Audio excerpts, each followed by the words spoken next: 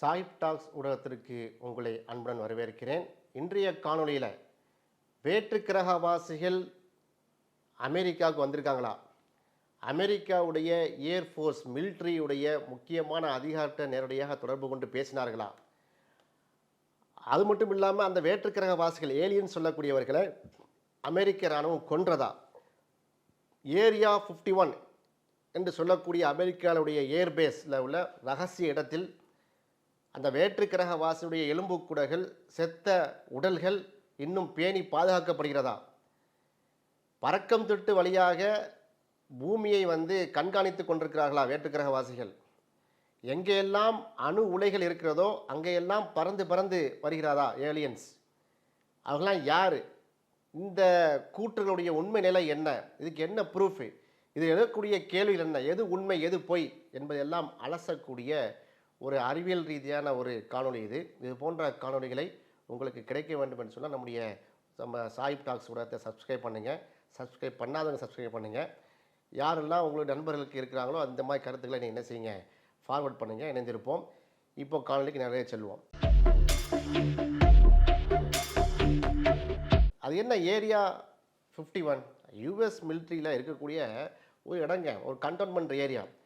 அவங்க US air force ஒரு advance military டெஸ்டிங்காக அதை வைத்திருக்கிறார்கள். இதில் கொண்டு போய் ஏலியன்ஸுடைய கான்ஸ்பிரசி சதி செயல் இருக்கிறதாக நிறைய தகவலை நான் பார்க்குறோம். எக்கச்சக்கமான டாக்குமெண்ட்ஸ். குறிப்பாக பார்த்தீங்கன்னா ரோஸ்வெல் இன்சிடென்ட் 1947லேயே வந்திருக்கு. நிறைய பேர் என்ன பார்க்குறாங்கன்னா ஏரியா 55 பார்த்தீங்கன்னா அந்த ஏர்கிராஃப்ட் பண்ணுறது, ஏர் ஸ்பேஸ் கிராஸ் ஆகுறது, அங்கே ஃப்ளைட்டு போனால் மாயமாக மறையிறது எல்லாமே பார்த்தீங்கன்னா அது வேற்றுக்கிரகவாசியுடைய கண்ட்ரோலில் அங்கே இருக்குது. UFO sighting, unidentified flying object, கண்ணுக்கு தெரியாத கண்டுபிடிக்க முடியாத அந்த பறக்கந்தட்டுகள்லாம் வந்துட்டு போகுது அப்படி. அப்போ அது உங்களுக்கு எப்படி தெரிஞ்சிச்சு? அன்ஐடென்டிஃபைடு ஃப்ளையிங் ஆப்ஜெக்ட் என்று சொன்னால் அதை யாராலுமே ஐடென்டிஃபை பண்ண முடியாது, யாராலுமே கண்டுபிடித்திருக்க முடியாது, கூடாது. அதான் அன்ஐடென்டிஃபைட் ஃப்ளையிங் ஆப்ஜெக்ட். நீங்கள் எப்படி வீடியோ எடுக்கிறீங்க? இப்போ இந்த கேள்வியெல்லாம் இருக்கிறது. அப்போ இதில் என்ன மேட்ரு இருக்குது? யூஎஸ் கவர்மெண்ட் சிஏஏ என்ன பண்ணாங்க, நிறைய டிக்ளரேஷன் பண்ணியிருக்காங்க. யூஎஸ் மிலிட்ரி பென்டகன் பார்த்தீங்கன்னா இந்த ஏரியா 51ல் 2013 நாங்கள் என்ன பண்ணுறோம் அப்படிங்கிற தெளிவாக சொல்லியா இருக்காங்க. ஒரு காலத்தில் ஹைத்தியில் 2008 2009 காலகட்டங்களில் கடுமையாக நிலநடுக்கம். அப்போ ஹார்ப் டெக்னாலஜியில் என்ன செஞ்சாங்க, இந்த ஏரியா 51 பகுதியில் அயனோஸ்பியர்னு சொல்லக்கூடிய அந்த வெளிமண்டலத்தில் பால்வெளி மண்டலத்துக்கு இங்கேருந்து ஐஆர் ரேடியேஷனை, இன்ஃப்ராரெட் ரேடியேஷன் நாங்கள் அனுப்பி அது ரெப்ளிகா ஆகி இந்த ஹைட்டிங்கிற தீவில் விழுந்து கடுமையான நிலநடுக்கம் ஏற்பட்டு நூற்றுக்கணக்கான மக்கள் செத்து மடிந்தார்கள் என்ற அலிகேஷன் பாருங்கள். அப்போவுமே யூஎஸ் மிலிட்ரி நிறைய பண்ணாங்க. U2 ஸ்பை பிளேன் இருக்குது, எங்களுக்கு SR-71 பிளாக் பேர்ட் பிளேன் இருக்குது. அந்த மாதிரி நிறைய டெஸ்ட் நாங்கள் பண்ணிகிட்ருக்குறோம். இது மாதிரி ஸ்டீல்த் ஃப்ளைட்டர் இருக்குது. இப்போ நம்ம சொல்கிறோம்ல, நம்முடைய பிரம்மோஸ் ஏவகணை பண்ணி சொல்கிறோம். அது போன்று பல ஃப்ளைட்ஸ் நம்ம விட்டுக்கிட்டு இருக்கோம். மிலிட்ரி ஃப்ளைட்ஸ்லாம் டெஸ்ட் பண்ணுவோம்ல, அந்த ஏரியா தான் அது. இந்த purpose of area 51 primarily used for testing experimental aircrafts, weapons and defense technology அப்படிங்கிறத தெளிவாக சிஏஏன்னு சொல்லிவிட்டது, பென்டகன் சொல்லிவிட்டது. இப்போ நம்ம என்ன கேட்குறோம்னா, இதை வைத்துக்கொண்டு பறக்கும் தட்டு இறங்கியிருக்கிறது. ஏலியன் சொல்லக்கூடிய வேட்டுக்கிரகவாசிகள் பூமியை கண்காணித்து கொண்டே இருக்கிறார்கள், அவர்கள் பூமியிலேயே வாழ்ந்து கொண்டிருக்கிறார்கள் என்று எக்கச்சக்கமான காணொளிகள், நான்லாம் அதில் பயங்கரமாக ஆய்வு செய்திருக்கிறேன் என்று நிறைய பேர் கிளம்பி வந்திருக்கிறார்கள். அவங்களுடைய கண்ணியமாக நம்ம கேட்குறோம். இந்த காணொளி வாயிலாக உங்களுடைய ஆய்வுக்கு நாங்கள் பாராட்டுகிறோம். உங்கள் ஆய்வுக்காக நீங்கள் செலவு பண்ண நேரத்துக்காக வேண்டி உண்மையிலே வாழ்த்துக்களும் பாராட்டுகளும். இது போன்ற கான்ஸ்பிரசி தியரியை நீங்கள் சொல்லும்போது அப்சர்வ்டு மித்து நிறைய இருக்கும் இன்டர்நெட்டில். இதுக்காக நீங்கள் வாதிடக்கூடியவர்கள் அது குரூப்பாக அங்கங்கே இருப்பாங்க.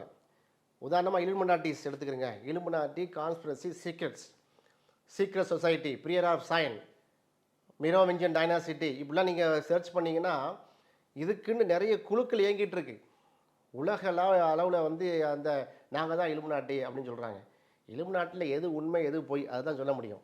அதுபோல் இந்த ஏலியன்ஸ் சப்ஜெக்டும் அது மாதிரி உள்ளது தான். ஏலியன்ஸில் நிறைய கான்ஸ்பிரசி சதி தியரிகள் இருக்கிறது.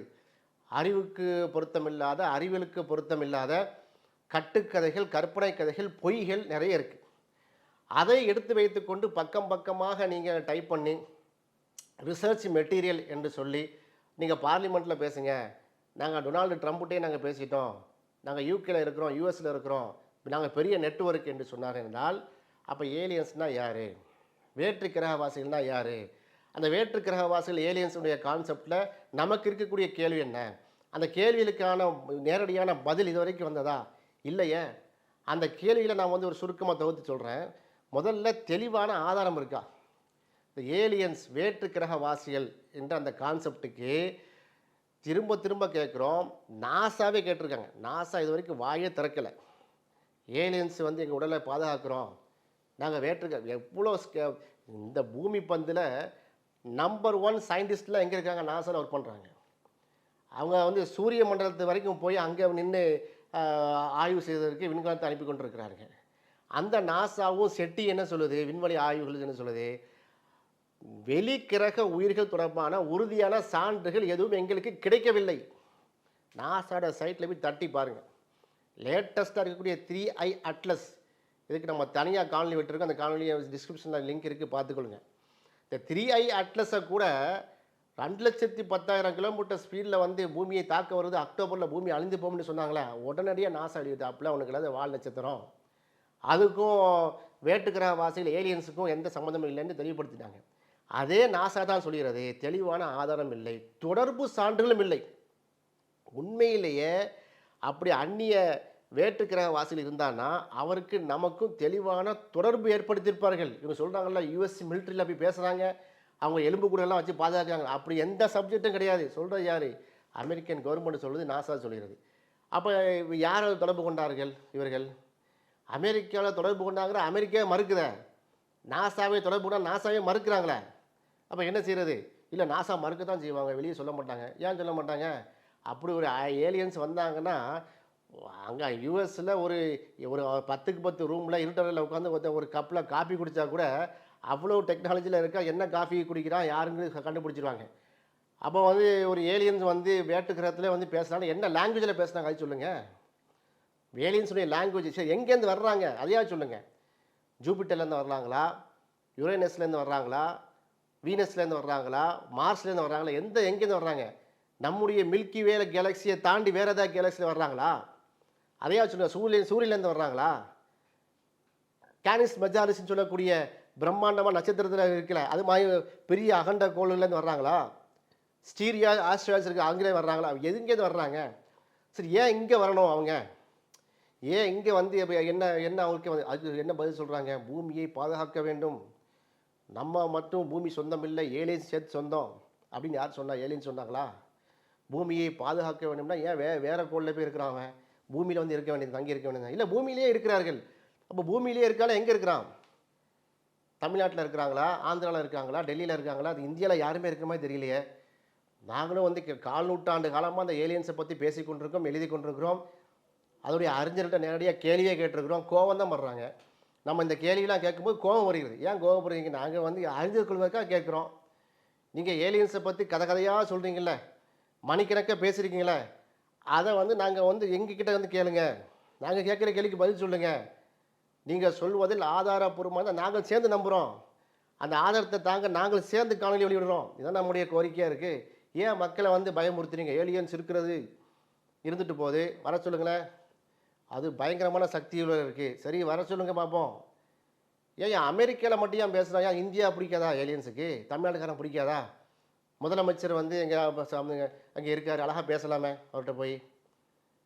இல்லை, நம்ம மாதிரி சாதாரண மக்கள்கிட்ட பேச வேண்டிய விஷயம், அரசியல் தலைவர்கிட்ட பேசலாமல், மோடிகிட்ட போய் பேச சொல்லுங்கள் ஏலியன்ஸை. பிரதமர் மோடிகிட்ட வந்து டைம் கொடுத்து ஏலியன்ஸ் பேசுனா ஒட்டுமொத்தமான டிவியில் வந்து என்ன செஞ்சுருவோம், உலக தொலைக்காட்சியில் வந்து அதை வந்து ரிலே பண்ணிடுவோம், லைவ் பண்ணிவிடுவோம், எல்லாருக்கும் ப்ரூஃபாக போயிடும்ல. இப்படிப்பட்ட கேள்விக்கெல்லாம் என்ன செய்வாங்க? கோவம் தான் பதிலாக வந்திருக்கிறது. அது மட்டும் இல்லை, விண்வெளியோட நம்ம வந்து பார்த்திங்கன்னா அஸ்ட்ரானமிக்கல்லி நம்ம அந்த ஸ்பேஸ் கிராஃப்ட் நம்ம அனுப்புகிறோன்னு வைங்களேன், அதெல்லாம் பார்த்தீங்கன்னா ஆஸ்ட்ரோஃபிசிக்ஸ் படி ரொம்ப ஒரு டஃபஸ்ட் சப்ஜெக்டு. நீங்கள் லைட்டிங் ஸ்பீடில் தான் நீங்கள் போக வேண்டி வரும். அதுக்கு நிறைய கான்செப்ட்ஸ் இருக்குது. அது உள்ளே போனால் வந்து ஒரு நீங்கள் பாருங்கள், ஆஸ்ட்ரோஃபிசிக்ஸுடைய டாக்குமெண்ட்ஸை நீங்கள் படித்து பாருங்கள். ஒரு சயின்டிஃபிக்கல் டாக்குமெண்ட்டை நாசாவில் இஸ்ரோவில் வெளியிட்ட படித்து பாருங்களேன். சந்திராயன் எப்படி போச்சு படித்து பாருங்கள். ஒரு இடத்துல ஸ்டாப் பண்ணி நிற்க வேண்டியிருக்கும். நம்ம போகிற போக்கில் வந்து மதுரையிலேருந்து திருச்சி போகிற மாதிரியோ சென்னையிலேருந்து செங்கல்பட்டு போகிற மாதிரி ட்ராவல் பண்ண முடியாது. பஸ்ஸில் ட்ராவல் பண்ண முடியாது. ஒவ்வொரு இதுக்கும் சில கால்குலேஷன்ஸ் இருக்குது. அங்கே இருக்கக்கூடிய ஒவ்வொரு கோளுடைய அந்த சுழற்சியினுடைய விதிகள்லாம் இருக்கிறது. அதை சாட்டிஸ்ஃபை பண்ணால் தான் நம்ம அனுப்பக்கூடிய ராக்கெட்டாக போகும். அதில் பறக்கம் தட்டி ஸ்வங்கி நீங்கள் வந்துடுது என்னங்கிற. அப்போ அந்தளவுக்கு பூமி திறந்து கிடக்குதா? ஒரு ஃப்ளைட்டு பறக்கிறதா இருந்தாலும் ஒரு ராக்கெட் அனுப்புறதா இருந்தாலுமே புவி ஈர்ப்பு விசையை வந்து கால்குலேட் பண்ணி அனுப்ப வேண்டியிருக்குது. அது ஏலியன்ஸ் மட்டும் பயங்கரமான டெக்னாலஜி வந்திருக்கு. என்ன டெக்னாலஜி ஆகி சொல்லுங்கள். பறக்கம் தட்டு விழுந்து விட்டது போய்விட்டதுங்கிறாங்க. எங்கே விழுந்திருக்குது? எல்லாம் பார்த்தீங்கன்னா கற்பனை கதைகளாக தான் இருக்கிறது. அது மட்டும் இல்லை, ஒரு ஸ்டார்லேருந்து இன்னொரு ஸ்டாருக்கு பார்த்தீங்கன்னா 4.24 குறைஞ்சது வந்து 4-5 ஒளி ஆண்டுகள் இருக்குது. ஒளி ஆண்டுனா என்ன கால்குலேஷன் உங்களுக்கு தெரியும் எத்தனை ஒளியுடைய ஆண்டுனா லட்ச கிலோமீட்ரு. அப்போ ஒவ்வொரு ஸ்டார்லேருந்து அவங்க வர்றாங்கன்னா எந்த ஸ்டாரில் வந்தாங்க?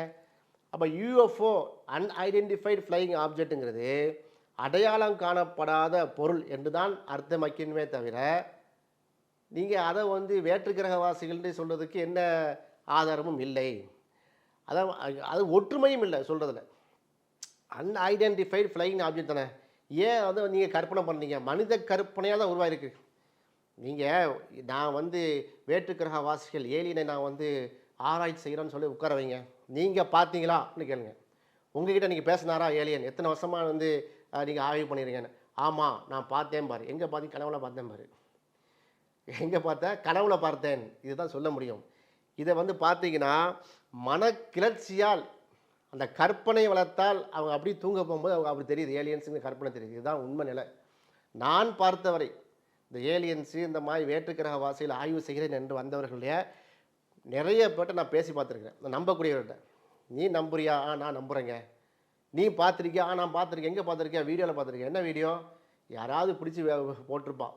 சரி, ஏலியன்ஸ் இருக்குது, பூமியை காப்பாற்ற வர்றாங்க, அணுகுண்டுகள்லாம் வெடித்து சிதற பயத்தில் வர்றாங்க அப்படின்னு சொன்னால் வந்து ஓப்பனாக வந்து பாதுகாக்கட்டுமே. ஏன் வந்து இரவு நேரத்தில் தான் வர்றான்? மிட் நைட்டில் சடான்னு ஒளி பாஞ்சு போகுது. எடுக்கக்கூடிய படங்கள்லாம் தெளிவில்லாமல் இருக்குது. ஏன் அப்படி இருக்குது? இல்லைங்க, பூமியை காப்பாற்ற வரக்கூடியவங்க நமக்கு நண்பனா இல்லையா?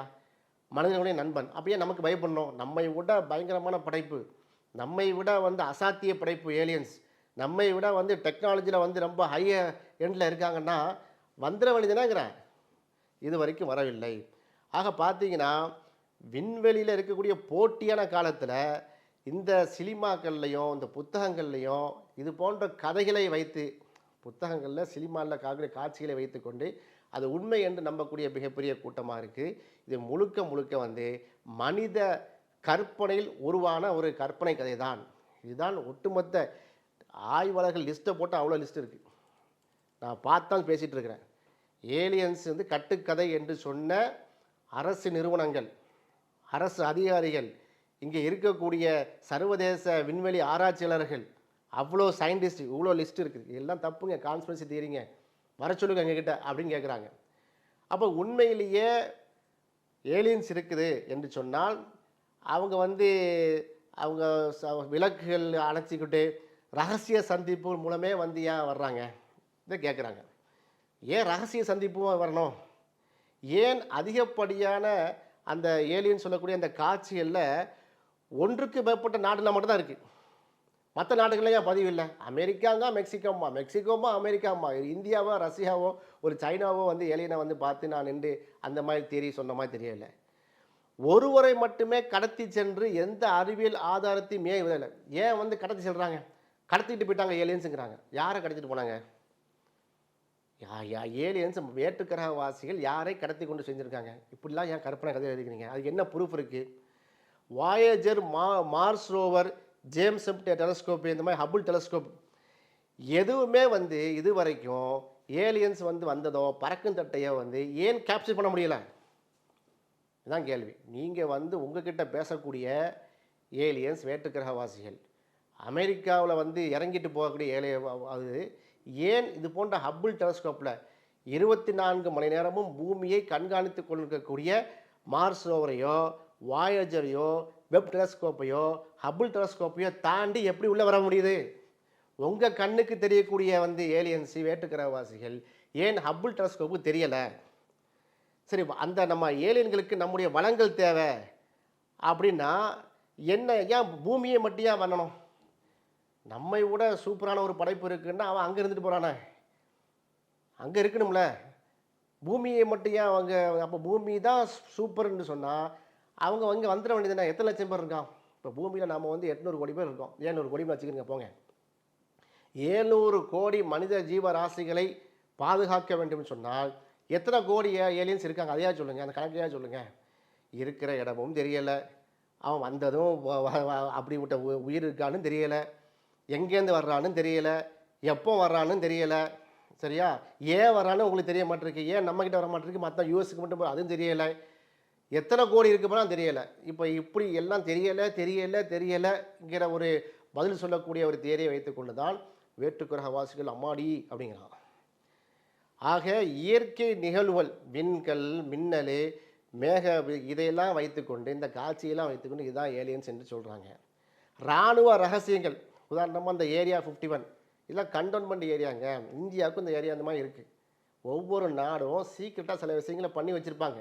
தன்னுடைய மிலிட்ரி பேஸுக்காக வைத்திருப்பார்கள், தன்னுடைய அணு ஆய்வுக்காக வைத்திருப்பார்கள். இதையெல்லாம் சொல்லிவிட்டு மறைக்கப்பட்ட விமானங்கள்லாம் எடுத்து போட்டுக்கிட்டு ட்ரோன் செயற்கைக்கோள் காட்சியெல்லாம் எடுத்து போட்டு பார்த்தீங்கன்னா இதான் ஏலியன்ஸ்ன்னு சொல்கிறாங்க.